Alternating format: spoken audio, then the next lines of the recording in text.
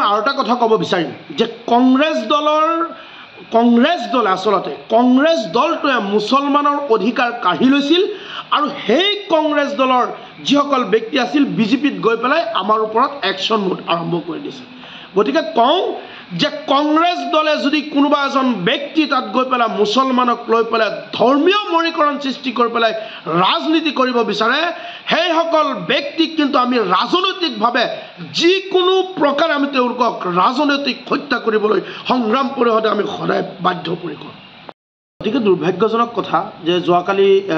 ব্যস্ততাৰ কাৰণে মই আজি নিউজটো চালোঁ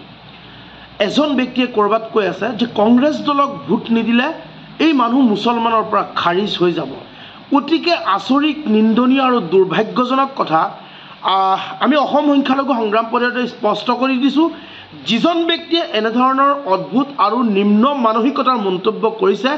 সেই ব্যক্তিজনক মই কৈছোঁ যে আপোনাক যদি মুছলমানে কংগ্ৰেছক ভোট নিদিলে মানুহ মুছলমানৰ পৰা খাৰিজ হয় সেইজন ব্যক্তি যিজনে এই মন্তব্য কৰিছে সেই ব্যক্তিজনৰ মাইকী তালাক হ'ল এতিয়া মাইকীৰ লগত থাকিব নোৱাৰিব স্পষ্ট কথা কেতিয়াৰ পৰা ব্যক্তিজন আপোনাৰ মুক্তি হৈ গ'ল আৰু এটা কথা মই কওঁ যে আজি কংগ্ৰেছ দলৰ কথা কৈ আছে কংগ্ৰেছ দলক মুছলমানে কিয় ভোট দিব কংগ্ৰেছ দল এনেকুৱা এটা দল এই কংগ্ৰেছ দলে মুছলমানক এটা সময়ত ভাতৰ লগত বিষ মিহলাই হত্যা কৰাৰ চেষ্টা কৰিছিল আৰু সেই বিজেপি বৰ্তমান মুছলমানক গুলিয়াই আৰু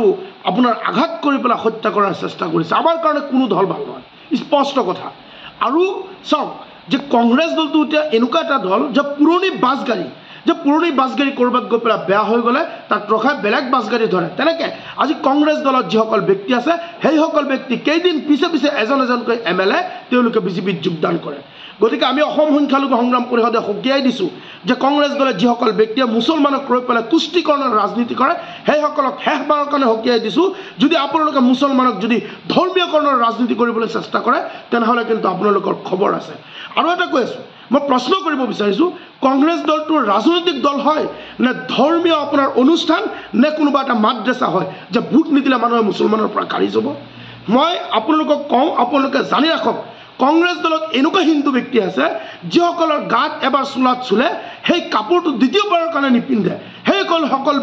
সেইসকল হিন্দু ব্যক্তিও কংগ্ৰেছত আছে গতিকে আমাৰ কাৰণে কোনো ভাল নহয় স্পষ্ট কথা যিসকলে কংগ্ৰেছৰ এই মন্তব্য কৰিছে মুছলমানৰ পৰা খাৰিজ হ'ব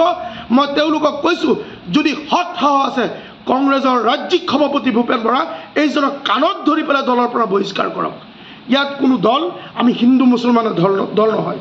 অসমৰ মাজত যিসকল থাকিব প্ৰতিজন ব্যক্তি অসমীয়া প্ৰতিজন ব্যক্তিয়ে অসমৰ কালচাৰ মানিব লাগিব ভাৰতৰ কালচাৰ মানিব লাগিব কোনোবাই ক'ত কি দল কৰে কৰক আমাৰ কোনো আপত্তি নাই আমি অৰাজনৈতিক সংগঠন হিচাপে আমি আমাৰ কমিউনিটিৰ কাৰণে মুছলমানক অন্যায় অত্যাচাৰ কৰিলে মাৰপিট কৰিলে প্ৰত্যেকটো ক্ষেত্ৰত আমি কাউণ্টাৰ দিওঁ কিন্তু এনেদৰে তৰল মন্তব্য কৰিলে সেইসকল ব্যক্তিক অসম সংখ্যালঘু সংগ্ৰাম পৰিষদে সদায় প্ৰতি উত্তৰ দিওঁ